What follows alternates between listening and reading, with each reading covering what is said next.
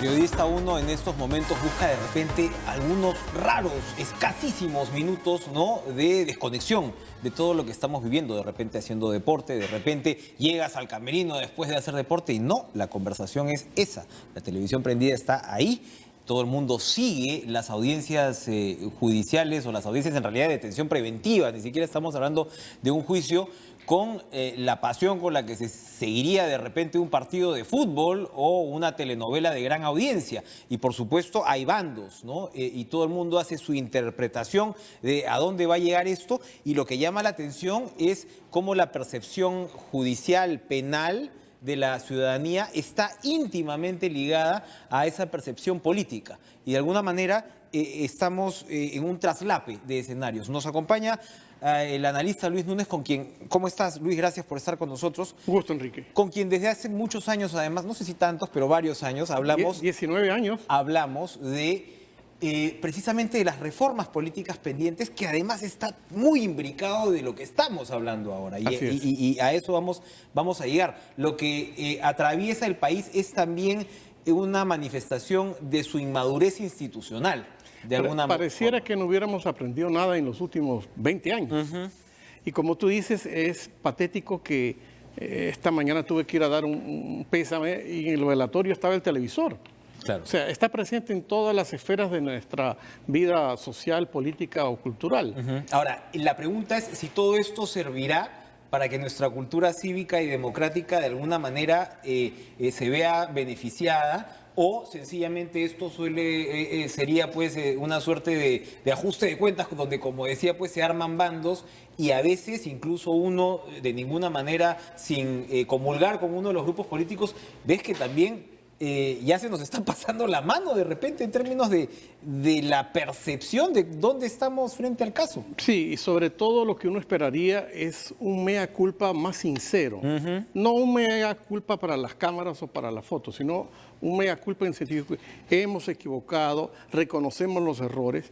Por ejemplo, frente al juicio de la señora Keiko, yo hablo con mucha gente en la calle que habla del juicio y digo, no, el juicio ni siquiera ha empezado. Por supuesto. Esto se parece un poco a lo de Humala y la señora Nadine. Estamos en los preámbulos del partido. Pero le hemos metido tanta pasión y tanta emoción al tema que la gente ya cree que este es el mega. Es que estamos en los preámbulos y la gente le mete esa pasión y emoción porque lo que está en juego es una detención preventiva que puede llegar a ser de 3 años. Así es. Entonces, claro, de todas maneras, pues hay un drama detrás, ¿no? Importante. Además por el cálculo político electoral.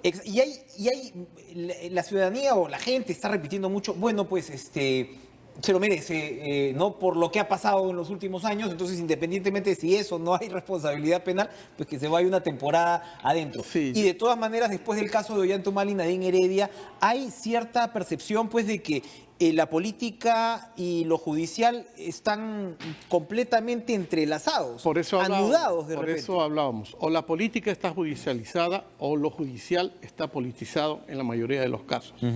Y yo hablaba mucho con mis alumnos también sobre este tema. El fujimorismo está atravesando en este momento por un tsunami, aunque ellos no lo quieran percibir o lo quieran negar. Primero el tsunami político del 7 de octubre, que no lo podemos olvidar. Así es. Y de la parte penal, de la dirigencia, ¿no? Exacto. Las elecciones son el 2021 y si a ella le dan los 3 años no va a alcanzar para que sea candidata. Pero también comentaba con mis alumnos sobre esto. El fujimorismo es una cosa y Fuerza Popular es otra cosa. El fujimorismo es realmente un sentimiento que tiene el anti, por supuesto. Igual que el aprismo. El aprismo también es un movimiento electoral que en su momento fue muy poderoso, pero es un sentimiento. Y inmediatamente surge el antiaprismo. ¿Cómo va a enfocar el fujimorismo lo que les viene? Porque no es solamente lo del 7 de octubre. Esa es la pregunta del millón, o la pregunta del $1.200.000 en este caso. Sí. Porque claro, dices, el fujimorismo es un sentimiento, el aprismo también lo fue, pero mira dónde está el APRA. O sea, al final el APRA, con toda la, digamos, importancia, lo destacados que son, ¿no?, algunos de sus poquísimos parlamentarios, son enanos electorales ahora mismo y no parece ser que eso vaya a cambiar en el futuro inmediato. El fujimorismo podría entrar luego de este resultado que hablas del 7 de octubre y esta situación que va a enfrentar, porque vaya o no vaya a prisión preventiva, va a enfrentar pues una erosión muy grande. ¿El fujimorismo va a verse seriamente afectado en las urnas el año 2021? Yo pienso que sí. Yo creo que a pesar que no hay zombies en la política peruana, lo que estamos viviendo en los pasillos de Pasos Perdidos de congresistas que quieren reunirse con el presidente o ya se han reunido o que están viendo que 20 o 30 de ellos se pueden ir, implica eso que yo te hablaba del tsunami político.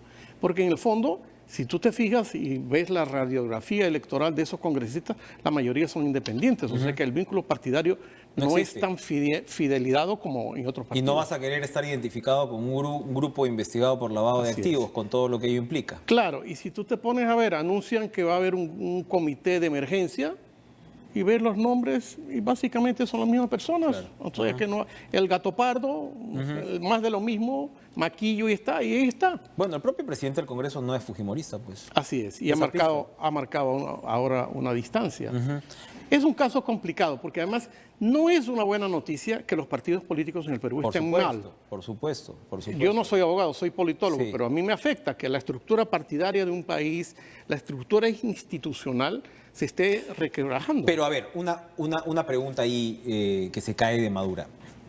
Hablando del análisis político y este traslape entre lo jurídico y lo político, si Keiko Fujimori hubiera tenido una actitud distinta desde el 28 de julio del 2016, es decir, constructiva, no digamos colaboracionista, pero una actitud distinta, al evidente pues obstruccionismo que se vio en un momento, hemos tenido un presidente que ha renunciado, un presidente democráticamente elegido que renunció, eso no es poca cosa. Así es. ¿No? En un país de institucionalidad tan frágil como la nuestra. Si el fujimorismo hubiera tenido otra actitud, ¿crees que hubiera enfrentado una situación penal como esta? Los fiscales, creo que lo hubiera ido mejor. ¿Ven a dónde sopla el viento? Evidentemente, como te expliqué, está un poco judicializada la política y lo judicial está influenciado por la política, pero yo estoy viendo que en cada crisis hay una oportunidad. Ella le costó mucho, de hecho no fue a saludar al presidente electo, reconocer esa derrota por medio punto. Pero así son las cosas. Hemos tenido en las elecciones del 7 de octubre 3 o 4 distritos donde la gente tuvo que levantar una moneda para ganar. Así es, hemos visto unas niñas muy lindas. Hay que saber reconocer y aprovechar toda crisis como una oportunidad. Con 73 congresistas, ella pudo haber hecho otro papel.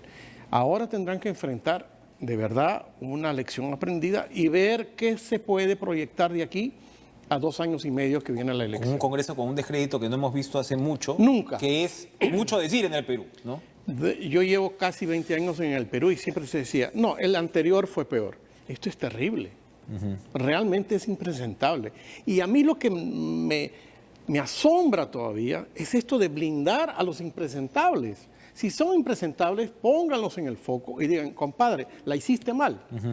O falsificaste documentos, o este estilo tan confrontacional no es bueno. Ahora, lo que te saca de cuadro acá también es que en algunos casos hay congresistas preparados que han tenido un pésimo papel también. Así es. O sea, es decir, políticamente no se han sabido llevar. Es como la tormenta perfecta, lo que hemos vivido en los últimos 2 años. Ahora, tú estás cerca de las organizaciones políticas, es mi trabajo, hay talleres, capacitaciones, como debe ser además. Así es. Todos estos chats que se han venido propagando en los últimos días, donde se desnuda pues una forma de vertical, ¿no? de instrucción política que llega, yo no sé si es la caricatura, ¿no? A veces uno se inclina a pensar que no puede ser que un congresista pregunte en qué momento aplaudir o no. ¿Así nos llevamos? ¿Así se lleva la política en el Perú? Pareciera por todos los chismes que hemos tenido antes que esa es la forma en que ese partido se conduce, lo cual es lamentable, porque la gente tiene criterio de conciencia, tiene opinión. Llegar a esos extremos es terrible. Para eso métanse a militares, donde se dice que se obedece sin dudas ni murmuraciones. Ahora, ¿qué viene? Es bien complicado. Tengo entendido que Vitocho anoche tuvo una comida en su casa. Una reunión, así es. Vitocho es de esos políticos preparados que tienen una prospección y seguramente está muy preocupado de lo que va a pasar a futuro. Porque además aquí estamos hablando de que el 2021, si no antes, vamos a tener un Congreso con gente absolutamente nueva. ¿Podría cerrarse el Congreso antes del 2021? No veo ninguna alternativa apartada. Cualquier cosa puede pasar. Cualquier cosa puede pasar. Y lo más increíble es que a mí me llaman de canales extranjeros en Colombia, en Chile o en Argentina y me preguntan que yo explique lo que yo mismo a veces no puedo contar, que es cómo un país que económicamente más o menos va bien, tiene este ruido político. Esa es una pregunta que me interesaba también hacerte, porque en los últimos días también he podido conversar con colegas, amigos y demás. Decir, oye, lo impresionante no es este vértigo que estamos viviendo diario, que parece que la caída, ¿no? Es esto cuando estás cayendo y no llegas finalmente a tocar el suelo.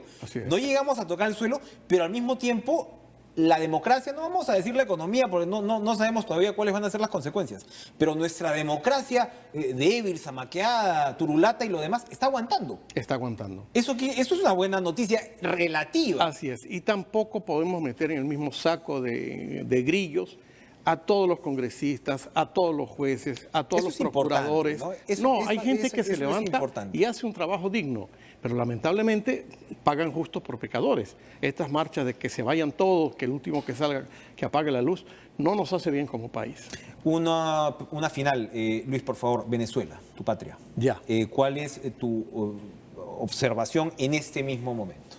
Venezuela sigue caminando hacia un despeñadero, da más día menos día. Ahora vamos a tener que entender que la política exterior brasileña va a cambiar a partir de enero, con seguramente el nuevo presidente. Es definitivo, es prácticamente posible que el margen de error se reduzca tanto que gane el segundo que está en las encuestas. Y el caso venezolano es desastroso. Economía, salud, educación, crisis humanitaria. La señora Angelina Jolie, que vino acá, mucha gente vio un poco farandulera su visita. No, ACNUR no viene a hacer visitas faranduleras. De hecho, la señora no se bastante seria y bastante sobria. Es que hay un protocolo de la ONU para eso. Pero Venezuela no va por buen camino. Muy bien. Muchas gracias, Luis, y bueno, vamos a seguir conversando seguro en estos días, porque como decimos, esto va cambiando casi que día a día, hora a hora. Vamos a una pausa, regresamos con la ex procuradora Catherine Ampuero para poder también observar cuál ha sido la situación de estas audiencias y qué cosas es lo que podemos esperar en los próximos días. No se muevan.